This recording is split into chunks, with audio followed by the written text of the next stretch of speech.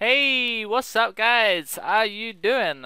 Tisha over here, kind of video today. It's going to be another fast DN match. This one actually goes into game 3, so it's a little bit longer than usual. It's actually been sped up by 3 times, so it's actually quite long, and I did manage to shrink it down by 3 times its length, so it's not too long this time, but it's still a little bit, you know. So he dualities and goes and gets Ignition, and shuffles the rest back in, sets 3 and sets 1, and passes. So today we've got a very strange sort of mixture of decks today. We've got like, it's basically hat oriented, but like at the same time there's Fire Fist in there, there's Madolche. A friend of mine was asking me what I'm doing. Yeah, so Fire Fist comes and hits. Okay, so he ignitions and hits his Beagle attack, which goes and hits the More attack, so he hits Tenki. Oh, yes. No, wait, no, he hits Fire Fist Bear. Right, so he flips up Ice Hand and he attacks him with the rest. So it brings the guy down to 3100, which is pretty quick. Summons Pallades, or Pellier, I can't even pronounce the stupid name. Pallades is gonna detach and target the other back row, obviously. Pallades is so strong, like it's such a good card. Now that with the Burning Abyss coming out, Pallades is just so good. So he maxes on its effect, and he banishes Bear and special summons a copy of Messenger Lato, I'm assuming. Usually it is that, but I don't know. And he goes Messenger Lato and goes and searches for a nice tasty copy of Ticket. And Trap Trick's Nightmare is going to come down and stop that. So now he's probably gonna go and smack him with a Hoot Cake, although realistically there's no point to it, so he's gonna set 1 and pass turn. So now Ice Hand can come in and attack, and he takes it, and Breakthrough Skill is gonna get destroyed. Breakthrough Skill is so good. Like recently, I've been testing the card a lot. I mean, sorry, and like. It's just the fact that you can get both of its effects off, and they're both really relevant. You know, because obviously artifacts activate on your turn, and the more attack pops on your turn, and it disrupts you. Breakthrough Skill is so good. Like it's just amazing how you can just go in without. It's like playing Lance. Like it's just you do things, and your opponent's questioning why you're playing into their back row, and then they activate stuff when you Lance, or like they activate more attack, and they're like, why didn't you anticipate Sanctum? And then I'm thinking, I did, that's why I'm breakthrough skilling it. And then they're like, oh shit, right, wow, okay. Because they don't sometimes even take it into account because breakthrough skill second effect is sometimes not that useful. But at the moment, it's incredibly useful. You have to think of all the times where mid-rash is going to be a thing, and all those random cards like Majesty's Fiend, really relevant cards in the meta at the moment, which all get completely wrecked by a breakthrough skill in the graveyard. So the fact that like you get 2 uses out of it generally puts you in such a good position. It can neg your opponent really hard. So I'm actually playing 2 of them at the moment, and I haven't looked back since. It's just been fantastic. So Lance on the Abyss Dweller, and that's going to protect it from Bottomless, and Deep Prison's going to get wiretapped, so it's all happening. So he's pushing back with Dweller and a copy of Hoot Cake. So he activates Soul Charge and special summons a whole bunch of stuff, and he makes Volcasaurus for game.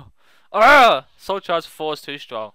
So that happened pretty quick. So well, that's pretty dumb. So okay, moving on, we're gonna have a game 2, and we actually have Shuhan in the comments. If you look in the watchers chat, we have Shuhan, and he is I believe he's number 3 ranked at the moment. So on the rankings, he's got like 1600 ratings, so he's pretty relevant. It's cool to have him on the chat, just have a, you know, typing stuff. Generally, he types random crap though, but overall, Shuhan's a pretty relevant player. If you see him on the DN, watch his games because he plays pretty well. I watched them last night, and I think he had a win streak of about 4 wins, which is pretty cool, even though it was like 2 hours of watching, but still. So Deep Prison's going to hit the Messenger Lato, and Sanctum's going to come down and get wiretapped. And Wiretap's going to get wiretapped. Oh, it's going in dry. More attack's going to come in, and what's he going to hit? He's going to hit Ticket? Maybe? Well, maybe going to take a... What's he going to hit? Okay, so he's going to hit the a Hoot Cake, and it's going to go and get Angeli. I'm not really sure why he did that instead of hitting Ticket, but okay. And Angeli's going to go and get Hoot Cake again. And Hoot Cake's going to go and get Trap Hole Nightmare. Oh no, oh my god. And he's going to shuffle the Hoot Cake back in and add it back to his hand. So he attacks him with Mamelio, and attacks him with more attack. So Bottomless is going to come down on the Hoot Cake. So at this point, the Madolche player is in a pretty good position because he's baiting out back row as much as he can. He special summons a copy of Messing Gelato, and he's going to go and search for. Oh, he did go search. Okay, so he's playing one of each one. Okay, fair enough. Yeah, because obviously he's playing Fire Fist as well. Although whether or not he's actually sided out his Fire Fist and then sided into Madolche, that's debatable. We don't actually know for sure, but it seems to me like he's playing both at once. But he sides out his Fire Fist and then puts in hands, or he puts in more back row or something like that.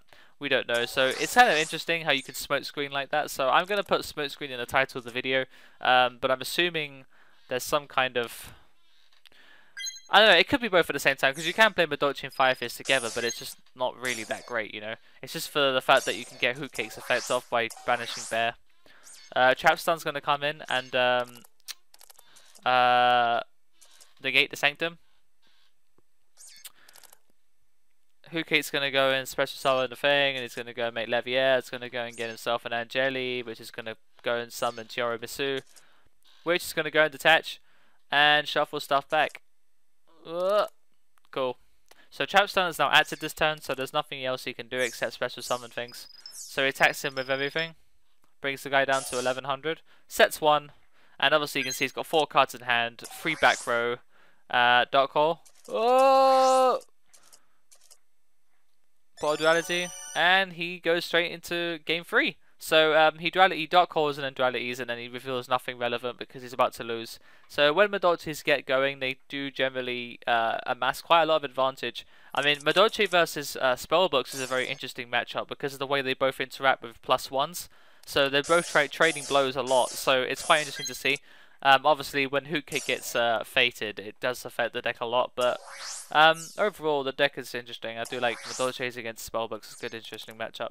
So, typical hat shenanigans. Molotac's going to go and hit the thing and shuffle it back in. So, Mamelio gets destroyed, and he smacks him for 2100. So, Ice Hand's going to come down, and Ignition is going to go and hit Bibunk, and Morotat's going to hit over it, and Ice Hand hits the Morotat, and Morotat special summons itself. So Fire Hand comes in and he attacks. Special summons Ice Hand, and Ice Hand's going to go and hit. Oh, yeah. So he just checked. He had to ask quickly which one was the Morotat that was set previously. So he goes and hits so he does this like little recursion with Fire Hand and Ice Hand. So he runs out of stuff, and Bottomless is going to go and hit the Fire Hand as well. So he sets another card, and he goes and attacks with, I believe he's going to activate Hoot Cake, and special summon a copy of Messing Gelato. And he's going to activate Chateau, and deprison the Hoot Cake. Now, Messing Gelato on its own in this case is not really that strong, so it's good that he hit the Hoot Cake and not Messing Gelato. So Angeli gets top decked, and the guy scoops. So, thanks for watching, guys, and I hope it was an interesting little matchup for you guys. So, thanks for watching, and until next time, the Thetcglover is out.